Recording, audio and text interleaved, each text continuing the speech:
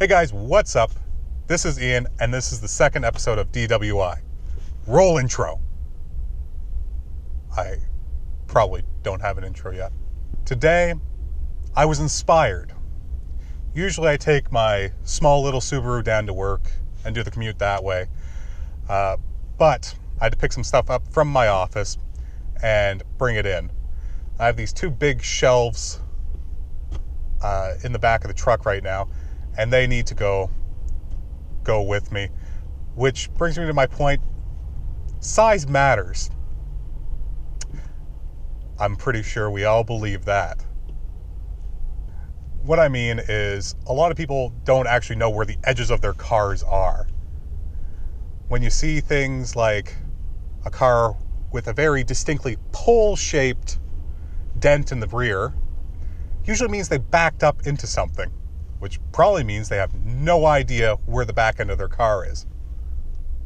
That's a bit of an issue, just because you're driving around these people all day, and they think that, oh, I can just get in front of this person on the highway, where in actual fact, there's still another foot of their car that needs to get in front of you before it would be anywhere close to safe. Now, I've driven this truck for about 2 years before getting my smaller Subaru. The reason being, it was a bit safer. I was on the road all the time. It's a bit more comfortable. Yada, yada, yada, yada. I know a lot of people will disagree with me about that, but too bad. I know where the edges of this truck are. I also have a backup camera for when I am going backwards, because it is a bit difficult to see beyond, 6.5 feet? 6.5 feet behind the end of my cab. So that's a good thing. A lot of people, I think they should have backup cameras. But that's not the entire point. They also don't know where the front end of the car is. Either that, or they're not paying attention when they rear end somebody. But again, that's a different issue altogether. The reason I have such an issue with people not knowing where their vehicle is when you leave your car in a parking lot or something like that, something where you don't have any control. If you're on a road and somebody's going to cut you off, at least you can hit the brakes. In a parking lot, they just back into you and they fucking leave. Now, you're a piece of shit if you do that. More than a piece of shit, you're probably an asshole.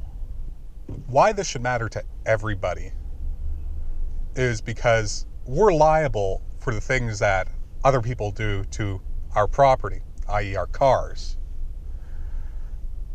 It's the same on a motorcycle. On a motorcycle, people don't pay attention to you.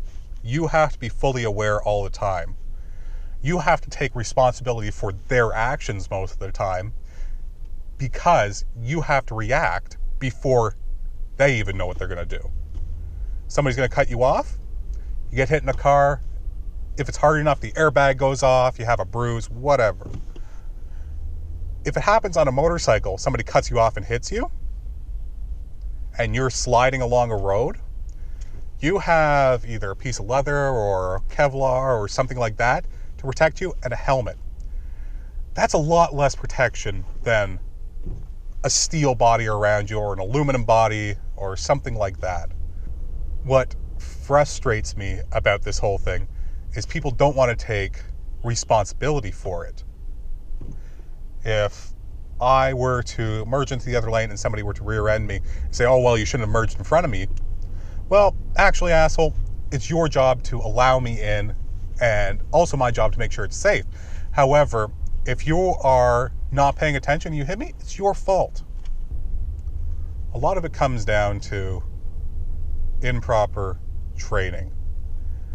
Now, your knowledge of the road and how things are supposed to work peaks right before you take all your driving tests.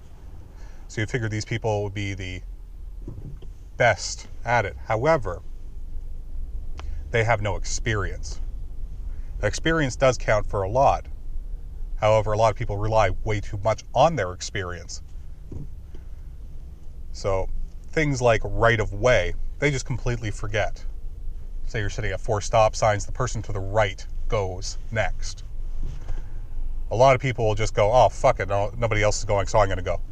No, that's not the way it's supposed to work. And even though some people are a little late on the uptake, you should give them the benefit of the doubt. With experience, we become lazy. And that's the worst thing to do when you're driving. You always have to be paying attention. I know you guys see me turning my head all the time. It's because I'm watching my mirrors. I know that the Jetta, 2 cars behind me, merged in at the last second because he didn't want to wait in the lineup for this lane. Technically not illegal, however, he's still being a jerk off about it. He slows down traffic for everybody else. Again, another issue. We'll leave that to the side for now. I can't see out of my back mirror right now, however, I am very aware of the side mirrors and making sure I know who's around me. So I know there's a gray Jetta directly behind me following me far too closely. If you cannot drive a large vehicle, don't. Understand where your corners are before you step foot into it. If you need to, sit in the driver's seat and have somebody walk right up to the front bumper, put their knees or something like that on it so you can see where they are. Do the same with the back. At least that way you'll know. Now, the other thing that people aren't aware of when it comes to the size of their vehicle is their turning radiuses. Radius? Radii? I think it's no. Either way, you know, the plural of radius. So people don't understand that when they make a turn, that their rear wheels do not exactly follow their front. When you make a turn, make it a little bit wider.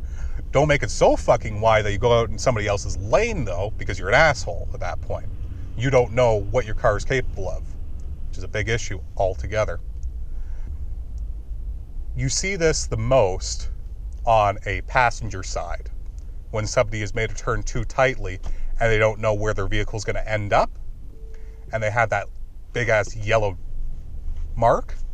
We're just going to call that the dumbass mark for now, because they made they've made the turn too sharply, and they've hit one of those marking cement or steel rods, which has left the yellow paint on it, which has left the yellow paint on their car. It's really amazing to think that somebody will hit that and think they're fine to drive. If it taught them a lesson, sure. If it didn't, just get out of the car and don't ever get back in the driver's seat. Take public transit, ride your bike, do anything else besides drive. I guess what I'm getting at is you are an extension of your vehicle. If you don't know where your hand is and you're clapping and you smack the person in front of you in the back of the head, that's a big issue. It's the same with a vehicle, except it's a lot more dangerous.